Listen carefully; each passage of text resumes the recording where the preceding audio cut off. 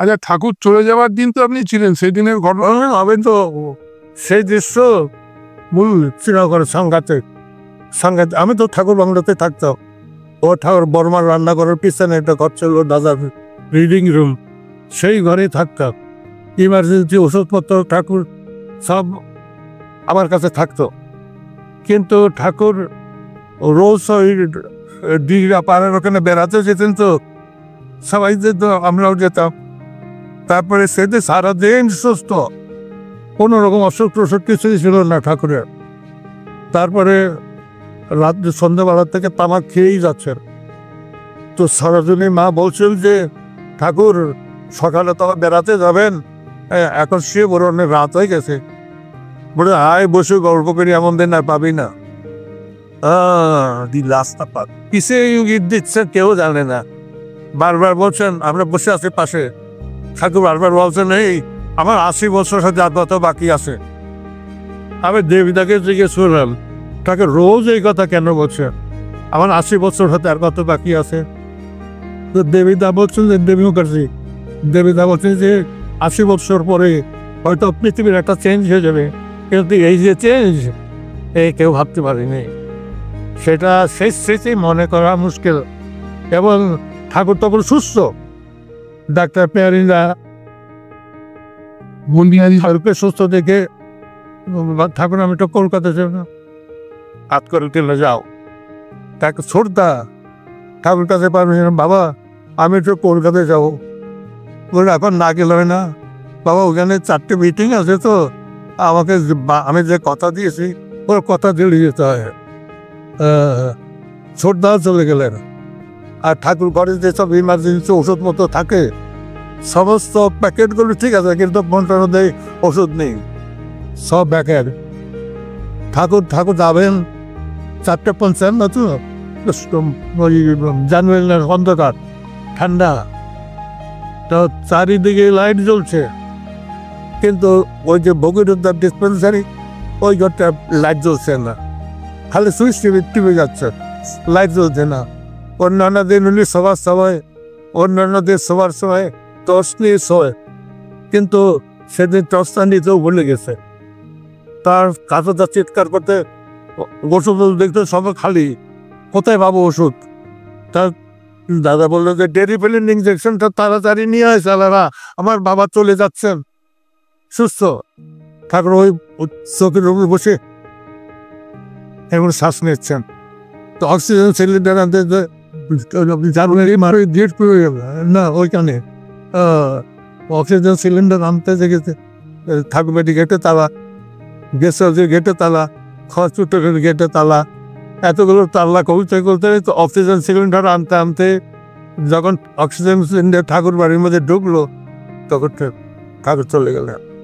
আর তারা হয়ে যায় না, তাহলে আগের দিন রাত্রেও বুঝতে পারেনি সুস্থ মানুষ বসে বসে গল্প করছে, আমার কাটছেন আর গল্প করছেন।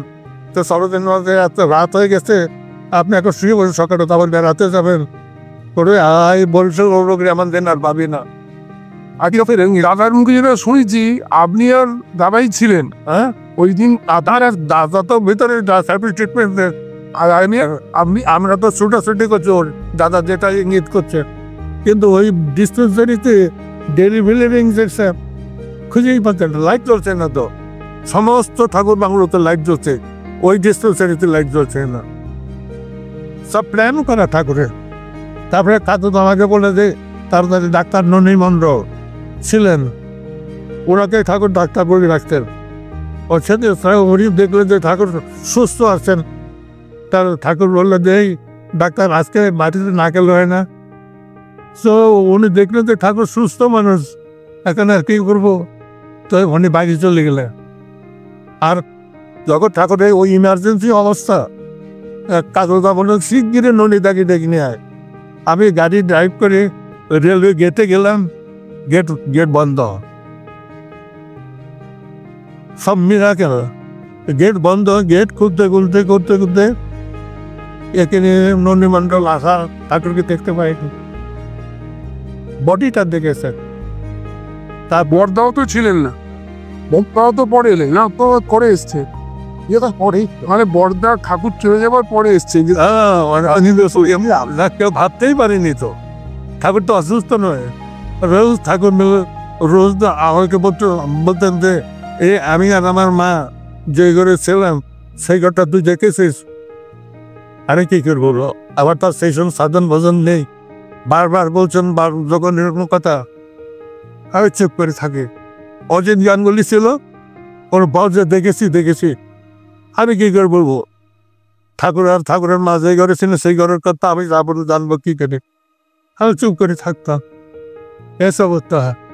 ঠাকুর কাছে গেলে কি খবর রে, আগে ভালো, রোজ এরকম অদ্ভুত কান্ডা। খেলিস বিশ্বলে আমরা শিশু, ওই বিরাট শিশু ওই চৌকিতে বসে লক্ষ লোককে মানুষকে নাচিয়েছে। শেষ স্মৃতি কল্পনা করে মুহূর্তের মধ্যে সমস্ত গ্রামকে গ্রাম বাজার সব বন্ধ হয়ে গেল, সব ছুটে আসছে ঠাকুরকে দেখার জন্য। সেই স্মৃতি চিন্তা করতে গেলে আচ্ছা নানন্দা, আপনার বাবার জীবনে কোনো ঠাকুরকে উল্লেখযোগ্য হয় না? আমার বাবা ছিলেন বাইরে ফিল্ড ওয়ার্কার, বড় না বেশি গেই যেতে। বাবা বলতে আসানসোল আছে, ওকে পাঠিয়ে দিলাম, ও তাড়াতাড়ি চলে গেল। কিন্তু বুঝতে গেছি দাদা বলে যে টাকা দিয়ে বলে যে পথে আসে জানি না, তখন তো ফোন নেই, টিভি নেই। ও যে আমি তো ইয়ে রাঙাচ্ছি চ্যালেঞ্জে মেরাঙ্কু, সেখান থেকে কিনেছি।